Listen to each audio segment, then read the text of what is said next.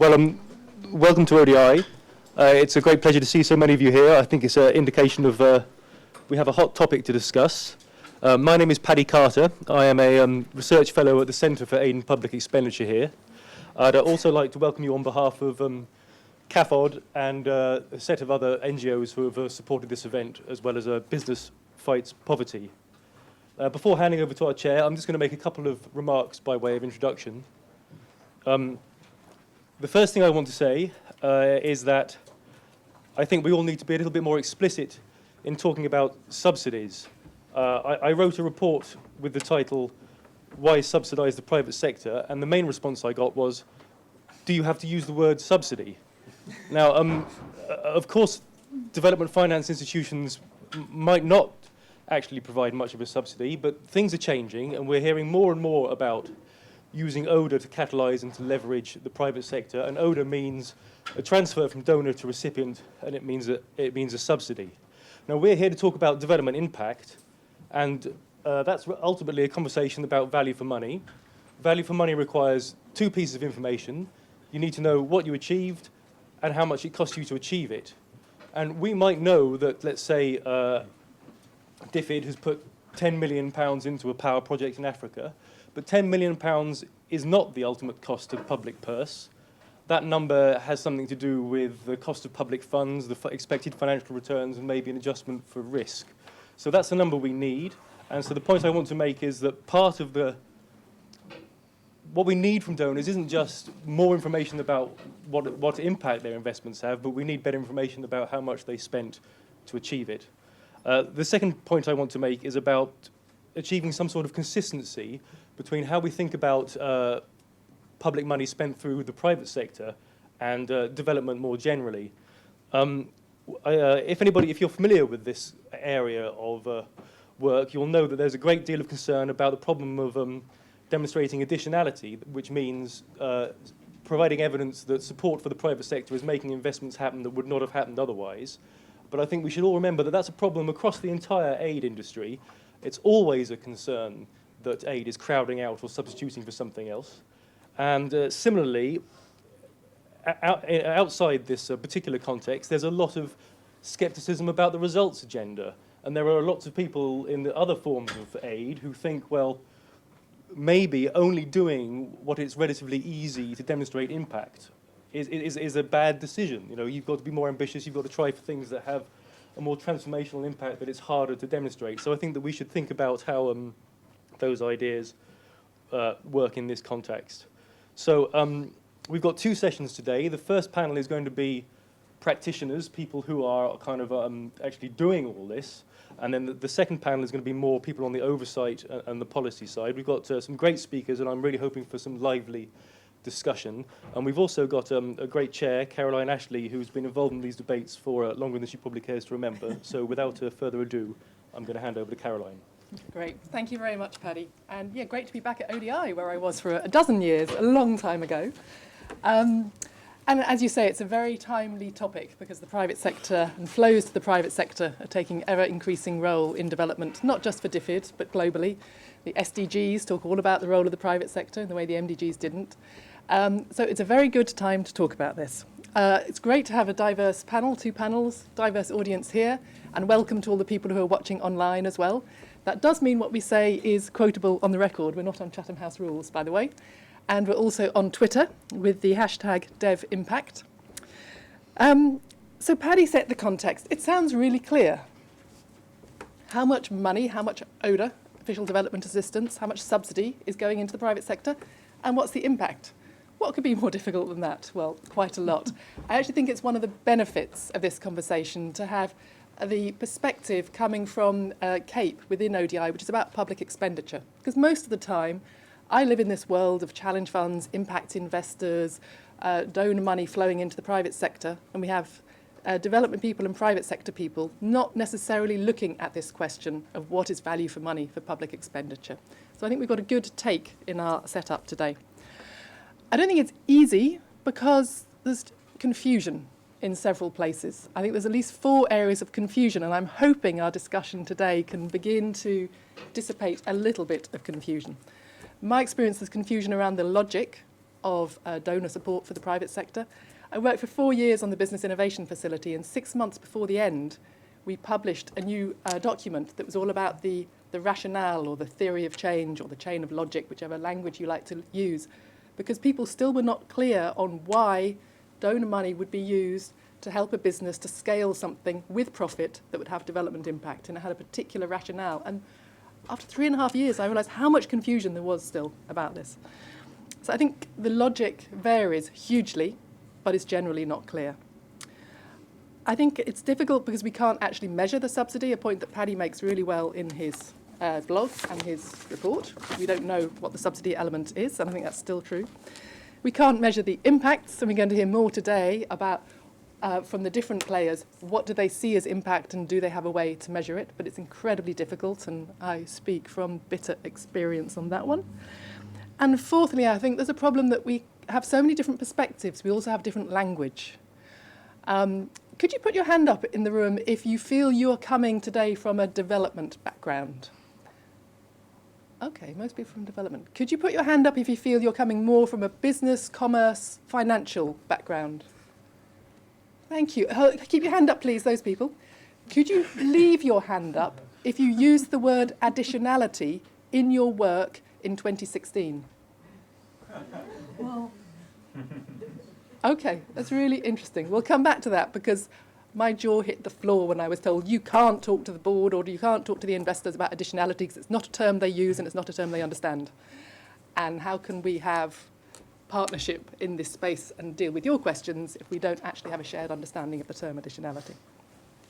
So we have a great discussion to focus on the rationale, the logic, the impact, the measurability, and we're going to hear from the different reasons, the different players, what they're doing in their institutions and how it relates to those questions. I'm first going to hand over to Alice Chappell, who's got a wealth of experience, having worked in CDC, worked with a range of impact investors, challenge funds, you name it. So Alice is going to give her broad perspective on the set of issues, having worked in different institutions over the years. And then we're going to come to IFC, Sarona Asset Management as the impact investor, and finally Laddie with the investee's perspective. Alice, over to you. Thanks very much, Caroline. So in my brief opening remarks, as Caroline mentioned, I've worked with a range of different types of investor in this space, so the private sector meets development. And I want to just categorise the three broad approaches that I'm seeing coming through now in 2016. So we have the three broad approaches where the public sector donor meets private sector investors. I then want to explain a brief chronology of how I think we got there, and then thirdly outline some of the key challenges that I think we're facing in going forward. So the three broad approaches that I would say we have, and they're represented to some extent on this panel, is the one that's grown from the DFIs. So the development finance institutions, CDC, IFC, and so on. Their focus historically has been on jobs created. It's been a little bit on the funds that they catalyse alongside them. It's been focused on social and environmental safeguards rather than really thinking about particularly going down to the impact.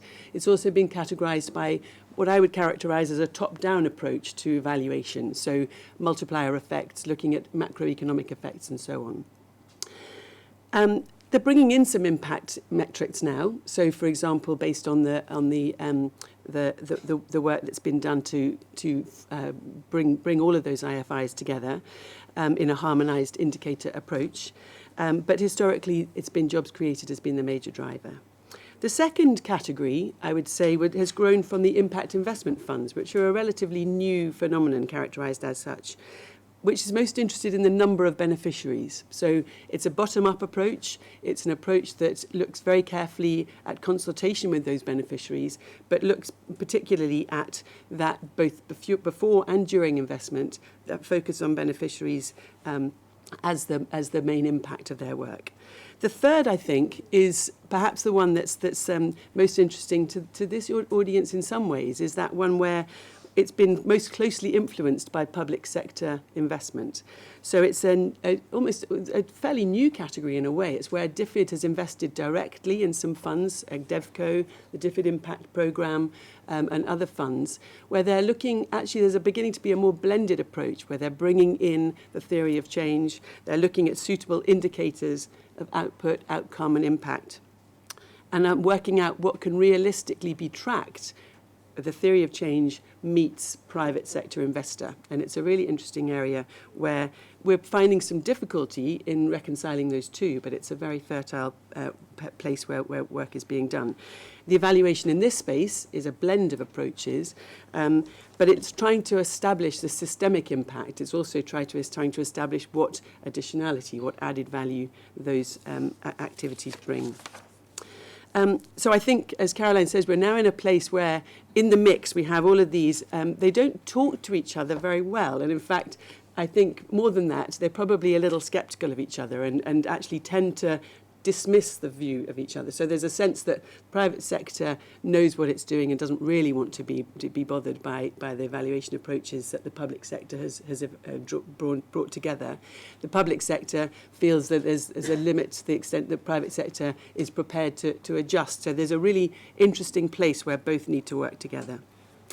And just very briefly, I think we got here through the 1980s. We were looking at an assumption that economic activity through investment would just create positive impact. I think over the 1990s that was tested and demonstrated a bit more by the IFIs. And jobs created was an area where impact was reported much more fully. Standards around environmental and social issues were put in place, and that began to be an area where the IFIs really focused and made sure that they weren't creating a negative impact. They were ensuring that they were creating a positive impact through jobs and managing their environmental and social issues. But there wasn't in that 1990s sort of time a sense of what change should look like. What was the sense in which where we were trying to get to? What was this public sector subsidy, if you like, trying to achieve? And it was much more about we're going to prove that we are having a development impact rather than how can we really test that. So now I think in the really interesting area where we are now, just to close my thoughts, we've got these three strands that I spoke about earlier coming together.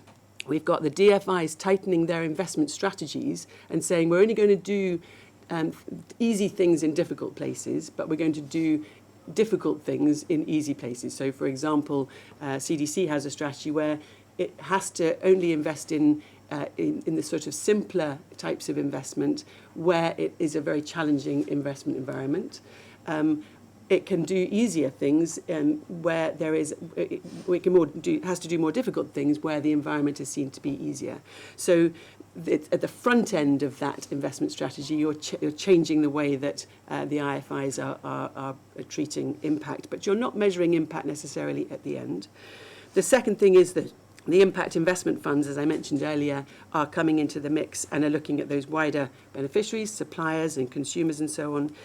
And the third thing now, we have these DevCo and the DFID Impact Programme bringing those new methodologies in.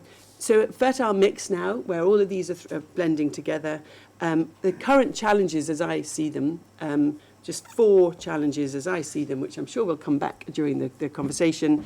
The first is this cultural crossover that we talked about, that overcoming the scepticism on both sides. The second is, what is going to be good enough? We know that there's limited resources in the private sector, in all of these different environments. What will be enough for demonstrating impact, for showing value for money? Because we need to be as fleet of foot as we possibly can in that space. The third is the active use of M&E to learn what works, and that's really not being done at the moment. And the fourth is how TA and subsidised funding, and this is absolutely a theme, how TA and subsidised funding will be used to maximum effect in order to create real change. So we have these new exciting areas of that. TA? Sorry, technical assistance. So it's a difficult, good point. It's a difficult one to work out what is technical assistance and what is sub-commercial funding, what is pre-commercial funding. All of these terms are in a little bit of a state of flux at the moment. But what's crucial in order to make sure that private sector, public sector piece works is to try to distinguish where that subsidy is coming in, where the technical assistance, i.e. the grant element of the funding, can be used to most effect to make sure that we can then make the private sector fly and do more of the development work to deliver real impact for us. So that was my kind of capturing of it. Thank you very much, Alice.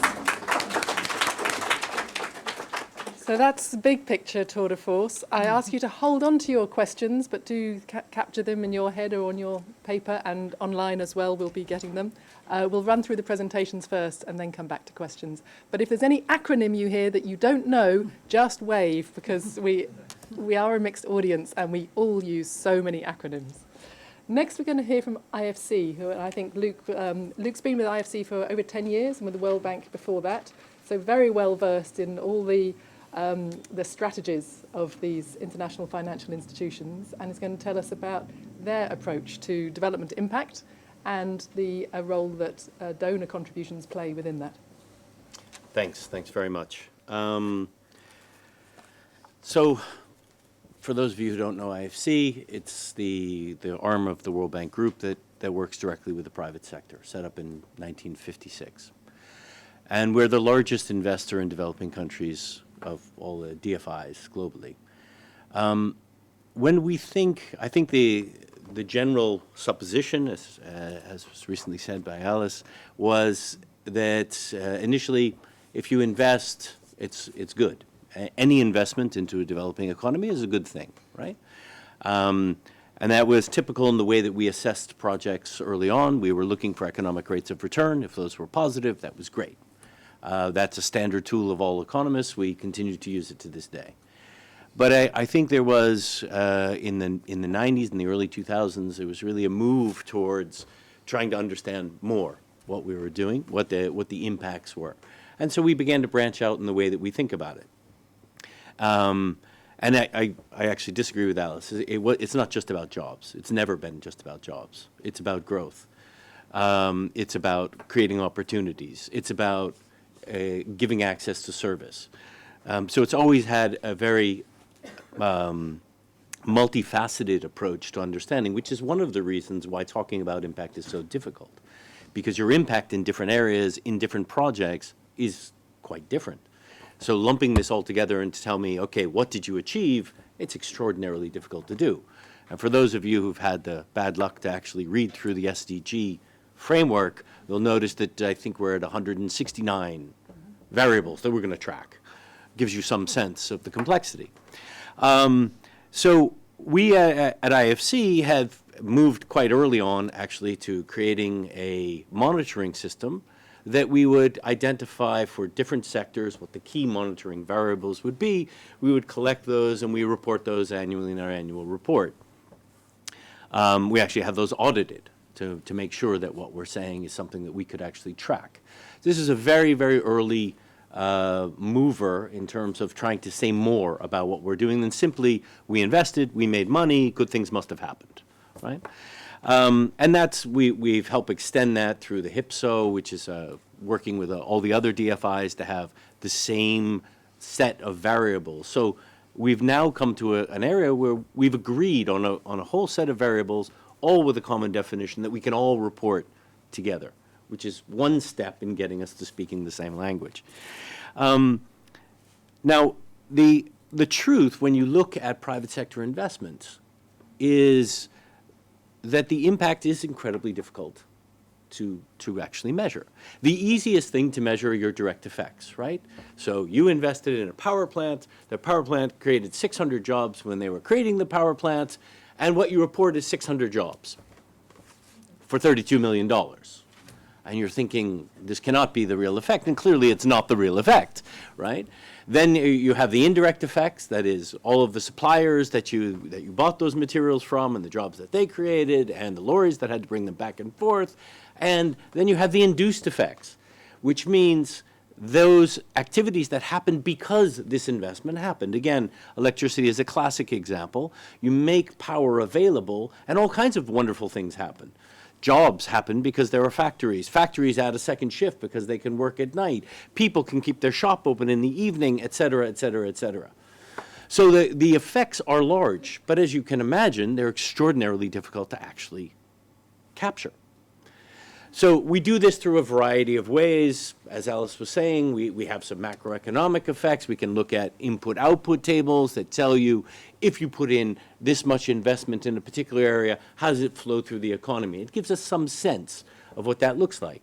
But to give you some sense of what we're talking about, in your average power project, the amount of jobs that you actually create when you invest in the project is much less than 10 times what is the actual effects are going to be. So the effects are very, very large. Sorry, less than the actual impact is 10 times greater, right? Typically, sometimes larger than that. It all depends on the system. It all depends on what the level of electricity is, et cetera. And that's true for many, many, many things, right? So we often have discussions at our board around different sectors. Why, for example, would IFC, a development institution, be investing in a 4 or 5-star hotel in a developing country? Well, again, we can tell you, we have done deep dive evaluations. The effects on jobs, on income to the local community is much, much larger. The income that goes back to the government in terms of taxes, which then they can use, the knock-on effects of having tourists come to the country at all, who then buy other goods and services, again, very, very large. So we're always thinking about this. We do this both through our monitoring directly of our investments, but we also have a series of evaluations that we carry out to try to help us understand this network. We think about it in terms of our theory of change. What are we doing? What is our client doing? What happens to the ultimate beneficiary? And then we try to measure gaps, right? Where we don't know what the effect will be, we will go and do an evaluation to try to understand that better. Now, the issue I think that many people have, whether through the DFI community and others, is that the things that we can easily measure are typically development outcomes. So if we are lending money to a bank and helping them, for example, give loans to SMEs, what we can measure is how many loans they gave to those SMEs. That's something that we can readily capture from our clients. What is much more difficult is to figure out what the SME did with that loan, right? It's even, or what a small household did with a micro loan. That's much harder to do. Again, we do that selectively through evaluations. You cannot possibly do that for 100%. You would quite frequently spend much more time evaluating a program than you actually spent in carrying out the program, and we've seen that as well. So there are real trade-offs here about how much you can go into this. Typically, what we try to do is to do a series of evaluations to understand the effects till we can understand what this is likely to be, and then we would move forward. There are areas where we have gaps. We believe we know what happens, but we can't necessarily trace it perfectly today. So we're all constantly trying to figure out ways that we can test it, ways that we can show whether or not we're having the effect that we wanted to have. And I think so now getting to the flows of public money, there are a couple of ways that we at IFC deal with a variety of donors, including DFID, SECO, the Swiss, Canadians, US, et cetera. Typically, we do two things. As Alice talked about, we have advisory services, which are technical assistance, which we are giving to both actually to governments and to private sector, to help them extend the impact of what we're trying to do. So, for example, we often say money is not enough. So we can give money, we can give a line of credit to a bank to extend funds to SMEs. We find very frequently that if we don't give them extra help, they don't do that very well. So we have a series of programs where we actually help them set up, understand the market, understand the products, understand the needs of the SMEs, and then help them to set up a system where they can do that in a way that's sustainable. And this is the other byword of IFC. We are an institution that does worry about profitability because that is a key element in sustainability. In business, if you're not at least breaking even, you're no longer going to exist. So that's a clear part of what IFC does. We're not necessarily trying to maximize returns, but we are absolutely trying to make sure that this is a sustainable business. So if we are helping a bank to lend money to SMEs, we're doing that in a way that they can continue to function and grow. So that's one way. We use it through technical assistance to help extend the impact. The other way is to use public monies, and whether we call it blending or buying down risk. It's ways that you can actually lower the risk for the private sector so that they can come in and invest. Everybody knows there's a trade-off between risk and return. Low risk, low return. High risk, high return, typically. But in many developing countries, particularly the poorest, and those in conflict, the returns are not actually commensurate with the risks. You're talking about a very, very poor economy, and oftentimes a very small economy, and one that's quite isolated. Paul Collier's got a great paper on this if you care to look at it. And the problem is that people will not go in because the returns are not commensurate with the risk.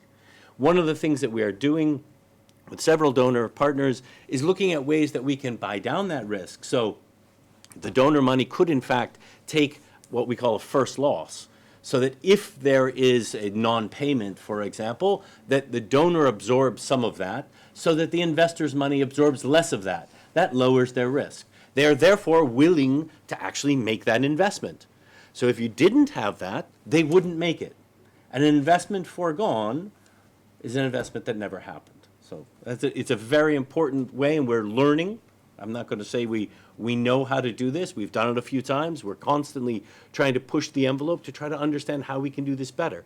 There are ways, for example, where we are looking at trying to create a fund which would lower the risk profile enough so that we could get really large amounts of money flowing into poor developing countries through funds such as funds for pensions, et cetera. They can't take a risk profile that's too high. But if we can make it such that the risk is reasonable, we create much more, and this is the last and most important thing, the flows of private investment are many, many, many times larger than the flows of direct government assistance. And so getting those into developing countries doing good things is what we're trying to do. Thank you. Thank you very much, Luke. I think there's some very interesting points that we'll come back to there. The whole blended finance or capital stacks or creative financial structures or whatever the terminology is I seem to have heard about nothing but that for the last certainly 15 months. And it's interesting that private sector people, I think, always say they never say the subsidy. The concessional money is buying down risk. Development people talk about subsidy buying impact. And maybe they translate into the same thing, but we certainly talk about it in different ways. Buying down risk isn't the language that standard development people would use. So I think we will come back to this theme of buying down risk and how does that actually deliver more impact? And does it? And how do we know? But we'll come back to that. Thank you very much. Now we're coming to Vivina Berla from Sirona Asset Management, who's a managing partner there since 2011 with experience with Merrill Lynch and in the commercial industry for many years. The big bad world. The big bad world, and now delivering impact through investment. So, Vivina, over to you. Thank you. I wonder if we can put the full slide.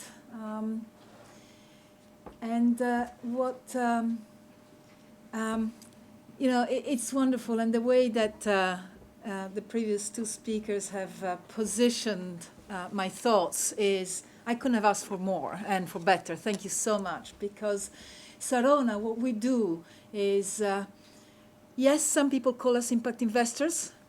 Other people don't call us impact investors, and that is part of the language that we were referring to, the need to understand, define. And I think we are going to find a way of escaping from the need of defining impact by using the Sustainable Development Goals. But that's just one of my recent aha moments. I created a couple of slides. I'll fly through them because I want to make sure that everybody else can then pitch in with their thoughts, their questions, and their ideas. So if you could please flip to the next one. Sirona is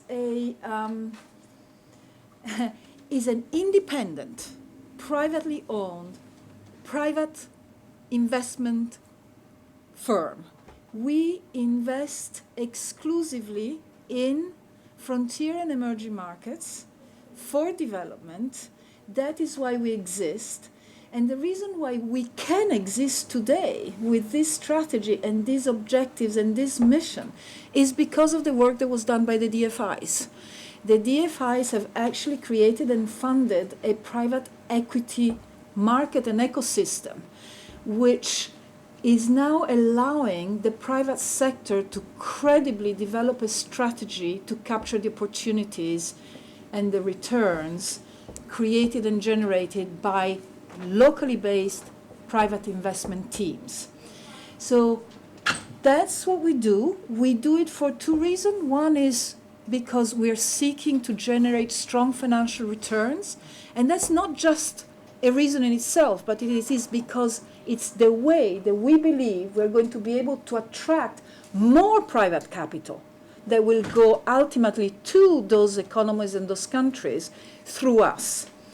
And what we want to do, that's the third pillar, strong ethical, social, and environmental values.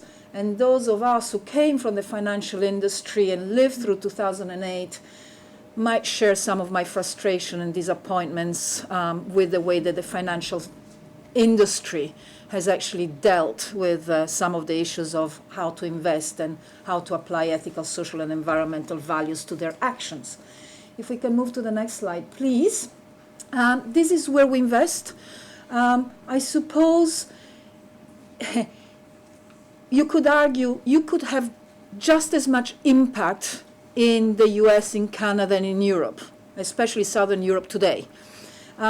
We have a history, a 60-year history, we Sarona and our predecessor, which, by the way, you might find interesting. Our predecessor was a non-profit organization, development organization based in Canada. So we had that experience. We felt that that is where the need for growth capital was strongest and highest. So that's where we operate, is where we invest and where we plan to invest going forward. The next slide, please. Talking about language, talking about three actors coming together at the same time. By the way, the CEO of Sarona, who's based in Canada, is actually in the room today, Gerhard, so catch him later. But Gerhard and I were in Addis Ababa last year in July for the 3rd UN Conference on Development for Finance. And both Gerhard and I were incredibly excited by the fact that for the first time we understand, the three constituencies, the civil society, the private sector, and countries and governments were coming together aware of the fact that there was a need to start talking together. Governments, because the challenge and the need for capital was so huge, they were not going to be able to have enough money to satisfy the demand for capital. The private sectors, because they're finally accepting responsibility for their action. And then the NGOs or non-profit, because they understand that they can benefit from doing things differently going forwards. And if we can change slide. And here we come. It was just a few months after Addis that the Sustainable Development Goals were ratified. We have found at Sarona that it's a very helpful tool as a guide, as a framework to see where do we need to go, where do we want to go, and then to sort of measure progress. Not quantify the progress, because we need other tools for that, but just measure, are we moving in the right direction? And our most recent fund, and by the way, we invest in locally based funds who in turn invest in companies. As of last September, our current fund had invested in 49 different companies. As of today, it's already 60. We measured how many of those companies actually work towards achieving those goals. And we're pleased to say that 49 companies were actually working towards achieving 16 of the 17 goals identified. Next slide, please. But it's not enough. The challenge of measuring impact, we've heard about it, we share the pain. We issue a values report every year. We use 33, the IRIS metrics. IRIS is a taxonomy of impact metrics that has been designed. which unfortunately is different from the taxonomy used by the development financial institutions. So one thing that has not been mentioned is the burden that measuring impact puts on the underlying companies. Let's not underestimate that. We try to measure, we try to coordinate with as many people as we can. It is still burdensome, and that's a part of the conversation. Next slide, please. Towards blended finance, Paddy was telling me earlier that he finds it very difficult to understand how does blended finance work? What are the mechanisms? Well, we've done it. One is OPIC. OPIC is the US government development financial institution that can only provide financing, they cannot invest in equity. We were delighted that OPIC agreed last time around, following a very thorough and rigorous tender process, to select Sarona as the first fund of fund in their history to provide financing at the Sarona level by providing catalytic financing. Using the US government guarantee, we can raise debt at rates that are very, very attractive, thereby not reducing risk, but increasing the potential return for the traditional private investment sector. Next slide, please. I'm not, it's too small for you. I suppose the punchline of this chart, it is not easy. It takes creativity, it takes innovation, it takes hard work, it takes an alignment of vision, values, objectives, and mission. It takes creating structures that allow the flows from the public sector, the donors, the private sectors to come together in a vehicle that then invests for impact and returns. How all of that works, we have made it work. I'll be happy to explain to any of you later how we did it. The last slide is, we can do more. The reason why Sarona exists today is because we were not happy making small, little individual investment directly in companies. We wanted to make a systemic change. To make a systemic change, we needed everybody to work together, which is why we went to governments, we went to pension funds, we went to our non-profit predecessor, who is still a shareholder in Sarona, who can provide a mechanism to attract the grants and redeploy them either as technical assistance or as investments for profit. And that is how we align all the different interests. We can do more, we can do better, and we can work better together to make a bigger difference. And that's Fantastic. Thank you very much, Verena. So that previous slide, I must say, is less complex than many that have been shared on these creative financing structures. We're not going to go into the detail, but could you just clarify? Broadly, what is the subsidy that is going on here? Because you said it's a guarantee, so presumably it depends on how much the guarantee is called on. But from a public sector point of view, are we talking millions? Are we talking a few million? Are we talking really big money? And just to further clarify, when you get commercial investors, and you say to them, you can get a commercial return. Mm-hmm. And if I'm the public sector input here, the OPIC, or if you're talking to me as a DFID or another donor, what you're saying is, if you give me public money, I will continue with my impact strategy. I'll do what I think delivers impact, but I'll do more of it because I'll attract more commercial investment. Is that the logic? That's correct. Great. Just fill us in on how much subsidy are we talking here? So in this particular case, which is our previous fund, we have OPIC guaranteeing up to $50 million financing. So the fund raises from the market $50 million at a cost of debt of 1.6%.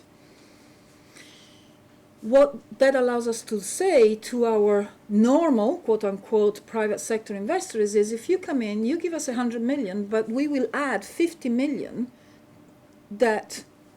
of debt at 1.6%. The difference between the return on equity and the cost of debt increases the return for the private sector. So that's one part. The other part is the Canadian government. And the Canadian government actually has provided a grant to our non-profit organization of $20 million, which is split into two parts. One part is technical assistance, which is administered by our non-profit organization. And the technical assistance is deployed to the companies in our portfolio following a tender process or proposal that needs to be approved. Of course, that increases the impact at the company level within our fund. Then there is the other piece, which is $15 million, that goes from our non-profit into the fund itself and acts as a first loss guarantee for each individual investment that Sarona makes.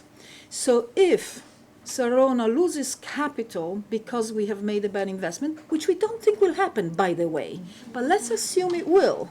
And let's say that our normal equity investors are concerned about investing in these markets with this strategy because of the risk perceived rather than real. The fact that we have those three levers actually. So we have the enhancement of return from OPIC, we have the first loss guarantee from the Canadian government, and we have the technical assistance to increase impact at the company level. It's a beautiful package. Yeah. Great. So you have three different mechanisms for using subsidised money. Which we never say. It's never subsidy. You never use the word subsidy. It's always catalytic. It's always catalytic. And you can kind of see why, coming back to Paddy's point, the idea of being able to say this is the amount of subsidy and this is the amount of impact it brought is just an awful long way away from where you are in reality. Yeah. Thank you very much. Right, now we move on to Ladipo Akoni, who is with Dorio Partners in Nigeria, flew in overnight, economy I do believe, so thank you so much for getting here in time and for surviving. Dorio Partners is a social enterprise, and Lad is particularly involved in helping to run Baba Gona, and the whole strategy is working with smallholder farmers to pretty radically transform their income, as I understand. So Laddie is our investee on the ground, our implementer, and we're going to hear not just what they achieve, but how that relates to receiving, being on the end of any concessional investment and the burden or benefit that comes with that. Laddie, over to you. Thank you. So first of all, I'd like to thank our investors, our supporters that are in the audience with us, because without the strong support that you've shown us, it's unlikely that I'll be here talking about the levels of impact we've been able to achieve to date. So I'll be moving through these slides at a very fast pace. So Maybe. Not everything's under your control. You can double a smallholder's income, but you can't move slow. So thank you to everyone here for giving me the opportunity to talk about something I'm very passionate about, which is achieving the levels of impact we achieve with smallholder farmers with Baba Gona. Yes. Okay, so this is a sample of some of the farmers we work with in Maidara village in Kaduna State in northern Nigeria. And they're smiling because we've, through working with Baba Gona, next slide please, through working with Baba Gona and again, we've been able to give them yields at 2.3 times that of the national average. And this is translated into boosting their incomes to 3.5 times that of the national average. And in the process, Baba Gona has grown about 100-fold since its inception about 4 years ago. So before I talk about how we do what we do, I'll just go into the why. So right now, Nigeria's youth unemployment is about 60%. And as the reality is, as oxygen is to fire, so is youth unemployment to insecurity. Yep. And in the past 25 years, about 25 million people entered the workforce in Nigeria, and that caused a spike in youth unemployment. And estimates are 100 million people, that's the population of Germany more or less, is going to enter the workforce in the next 25 years. So the question is, what's going to happen then? And at Babangona, we believe that everybody deserves a secure future. And to secure a future, we need to end insecurity. And we believe to end insecurity, we need to make farmers more money. And so that's what we do. We basically create farmer cooperatives, which creates economies of scale, which helps to enable smallholder farmers lift themselves out of poverty. So how does it work? Well, we look for grassroots leaders in the communities in which we operate, and we encourage them and give them support to be able to form mini cooperatives in the communities. And to each cooperative, each mini cooperative, we give them 4 services. We give them training. So we give them agronomic training, we give them business skills training, and we also train them on how to form successful mini cooperatives. We also give them low-cost credit, which our donors, our investors play a huge part in this aspect, so that at the end of the cropping season, the farmers can actually pay back their loan and make sufficient profit to make it worth their while. We also give them high-quality, relatively low-cost inputs. Because of the economies of scale we employ in bulk purchases of their inputs.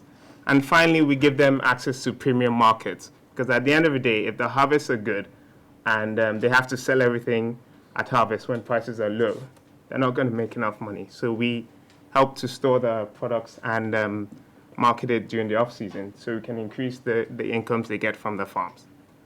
And this has resulted in tremendous levels of impact. So that's one of our farmers who's technically classified as a youth. And we've enabled him to achieve his dream of ensuring his 3 children, Abdul, Nana, and Asir, can be properly educated. So before Babangona, he wasn't able to achieve this dream. And in the process, most of our farmers, in fact, 90% of our farmers have been able to achieve their dreams as well, because from the incomes they've got from their farms, they've been able to invest in the children's education. And one of our goals is to enable 5 million dreams by 2025 by investing directly in 1 million smallholder farmers in Nigeria. So at Babangona, I grow dreams. Oh, nice. Well done. So one of the things as a recipient of donor funding, we're asked to report on some of the impacts that we actively report on. Well, the primary impact is net income, because at the end of the day, we supply inputs to the farmers, so we know the cost of production. We also help harvest the maize, the produce, so we know the volumes that they produce. And then because we market the produce for them, we also know the price. So because we're very granular at these levels, we can actually tell and report accurately on the incomes of a farmer. And this is our primary metric that we measure and report to investors. But then we also include some demographic details, such as the field size, gender, and age, so that our investors know that we're reaching our target demographics. And to date, our investors have been very generous in allowing us leeway about what to report, so that it's not too onerous, because we can report about jobs created, but that's either indirect or, as you said, possibly induced, and that would be incredibly difficult. It would be a waste of our resources in trying to generate increased farmers' income. We'd also need significant amount of capital to do that as well, to report things like that as well. Another thing that I can talk about is the impact per dollar spent. So we don't see it as the impact per dollar spent, because only about 8% of our funding is grant funding. The rest is either commercial debt or equity. So we generally talk about the impact per dollar invested, per se. So for instance, we've been able to create a rollout of poverty bond. So it enables socially minded investors and commercial entities to put money into into our company. And in the process, this channels the working capital needs of the farmers, et cetera, et cetera. And the term of the bond is about 2 years, and it gives them a return which is commensurate to about the fixed deposit rates of banks in Nigeria as well. So we think of it that you're investing your money, but you're also getting huge impact from it as well. And that's the way we view it.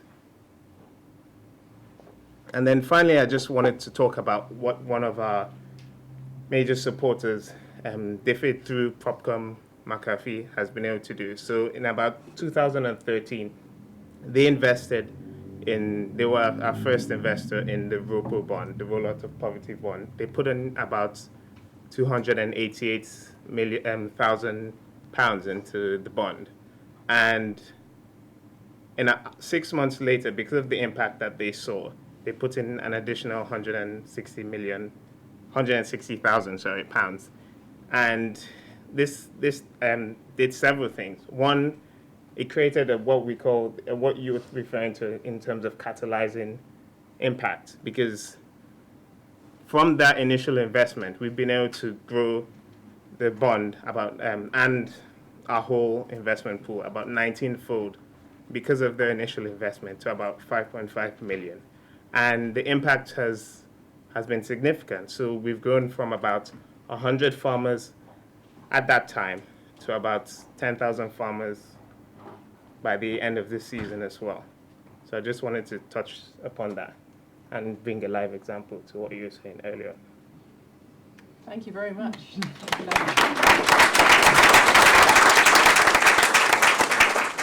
So I'm just going to clarify one thing and then turn to you for questions. So you said DFID, shifting back into US dollars, it's been less than $500,000 US from DFID, Yes. invested into the bond, which enabled you to go from 100 farmers to 10,000 farmers because it also leveraged in other capital? Or because of Yes. how you deployed it? Because it leveraged in other Leverage capital? other capital as well. So other people saw what they were doing, they saw the impact, and it encouraged them to. And the return on this, which is equivalent to the fixed deposit rates of banks in Nigeria, that goes back to Propcom. Yes. So you expect to be able to generate that return, or you have already generated that We return? have generated a on the first- return, and because of that, they've actually rolled it over again. So they put more money into it. Right, right. So going back to Paddy's point, the net effective subsidy is pretty low. And you're saying the impact is pretty noticeable. Yeah, so the subsidy for us was important because when we were doing the proof of concept and rolling it out, because it's a low margin business, we needed significant scale to be able to amortize our fixed costs. So the subsidy at the initial point was crucial because it helped show that the model worked and also helped fund things like training and development, which is crucial to how we operate as well. But going forward, we've moved away from that into commercial debt. Okay, so now you allow commercial debt. Yes. Okay, great. Yeah, so I think that's true of many models where they need the subsidy to get to the scale where their operating margin is sustainable. And that's another role for the donor funding. Yeah. Grand. Thank you very much. Questions? Lovely. We're going to go 1, 2, 3. 3 lovely ladies. Please go ahead.